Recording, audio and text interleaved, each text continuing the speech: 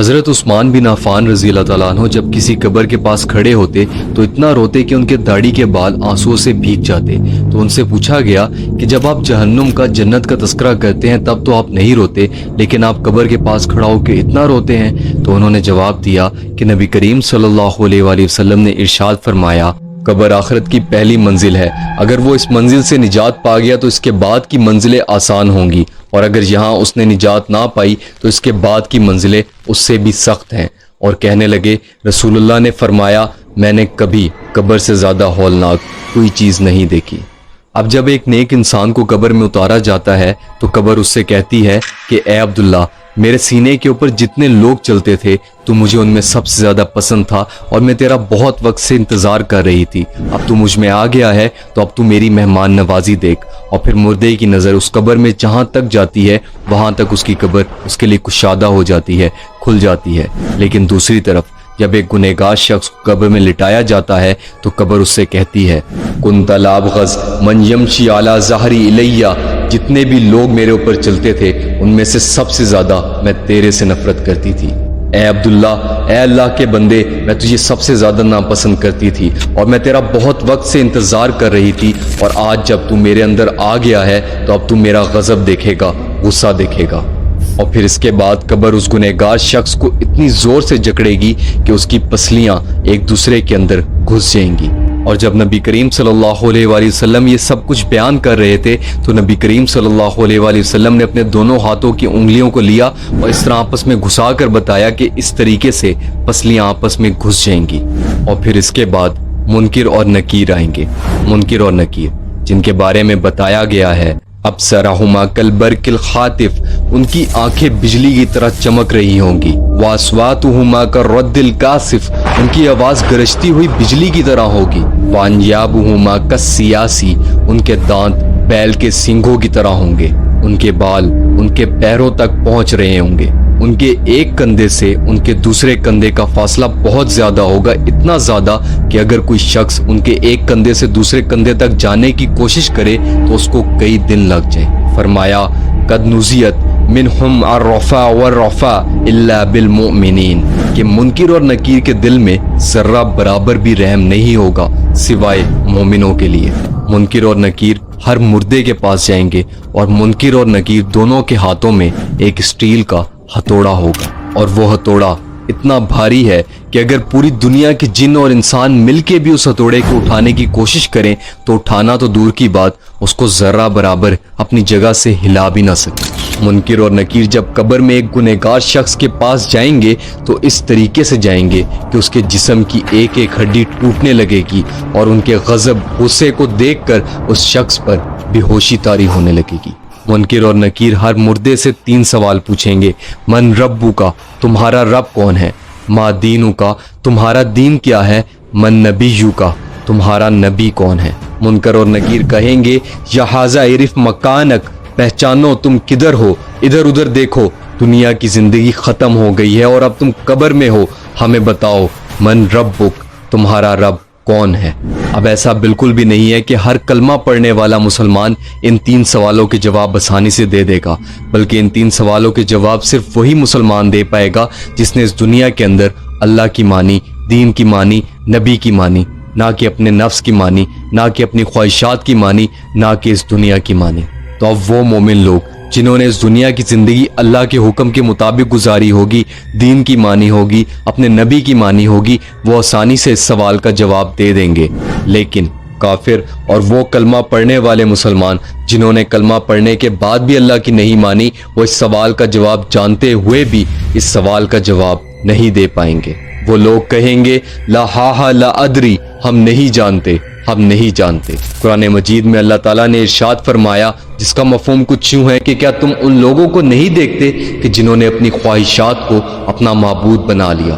اب منکر اور نکیر دوسرا سوال پوچھیں گے، ما دینو کا، تمہارا دین کیا ہے؟ تو اب جو شخص اسلام پر اس دنیا کی زندگی میں عمل کرتا رہا ہوگا اس کے لیے اس سوال کا جواب بہت آسان ہوگا، لیکن وہ مسلمان جس نے صرف کلمہ پڑھا اور پھر اپنی زندگی کو اسلام کے مطابق نہیں گزارا، اسلام کے حکم نہیں مانے، تو وہ اس سوال کا جواب جانتے ہوئے بھی نہیں دے پائے گا۔ اور اب جیسے جیسے منکر اور نکیر سوال پوچھتے جائیں گے تو ایک گنہگار شخص کا دل خوف سے پھٹتا جائے گا، کیونکہ اس کو اپنی آخری منزل یعنی کہ جہنم، اس کا عذاب، اس کی تکلیف اپنی آنکھوں سے نظر آ رہی ہوگی۔ اور اب منکر اور نکیر تیسرا سوال اور آخری سوال پوچھیں گے، من نبیو کا، تمہارے نبی کون ہے؟ تو اب پہلے کی طرح ایک مومن جس نے نبی صلی اللہ علیہ وآلہ وسلم کے احکامات کو مانا ہوگا، ان کی سنت سے محبت کی ہوگی، ان سے محبت کی ہوگی، اس کے لیے سوال کا جواب دینا مشکل نہیں ہوگا۔ لیکن دوسری طرف وہ گنہگار مسلمان جس نے اس دنیا میں یہ جاننا ہی نہیں چاہا کہ اس کے نبی کون تھے،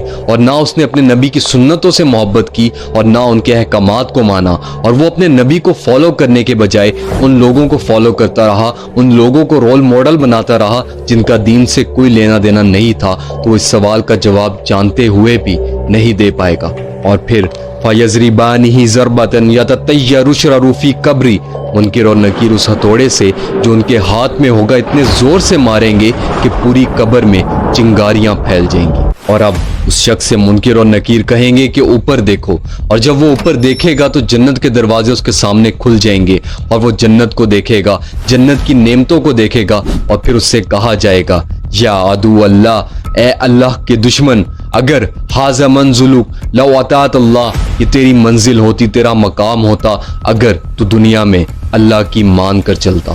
نبی صلی اللہ علیہ وآلہ وسلم نے اپنی زندگی کی قسم کھائی اور فرمایا کہ اس وقت اس مردے کو جو پچھتاوا ہوگا وہ اس کی زندگی کا سب سے برا پچھتاوا ہوگا، کیونکہ وہ شخص جنت کو خود سے دور جاتا دیکھ رہا ہوگا اور جہنم کو اپنے قریب آتا دیکھ رہا ہوگا، اور وہ جانتا ہوگا کہ اب اس کے ساتھ کیا ہوگا، کیسا برا اور دردناک عذاب ہوگا۔ اس کے سامنے جہنم کے دروازوں کو کھول دیا جائے گا اور جہنم کی گرمی اور آگ اس کی قبر میں گھستی جائے گی اور اس کے جسم کو جلاتی جائے گی اس وقت تک جب تک کہ قیامت نہیں آتی۔ اور پھر ان تین سوالوں کے بعد ایک صدا لگائی جائے گی، ایک آواز لگائی جائے گی، ان کذب عبدی ففشلاه من النار وبسوه من النار، کہ اس شخص کو جہنم کے کپڑے پہنا دیے جائیں، جہنم کا لباس پہنا دیا جائے۔ اور پھر اس کے بعد اس گنہگار شخص کی قبر میں ایک شخص داخل ہوگا۔ فرمایا، قبیح الوجہ قبیح الثیاب منتن الریح،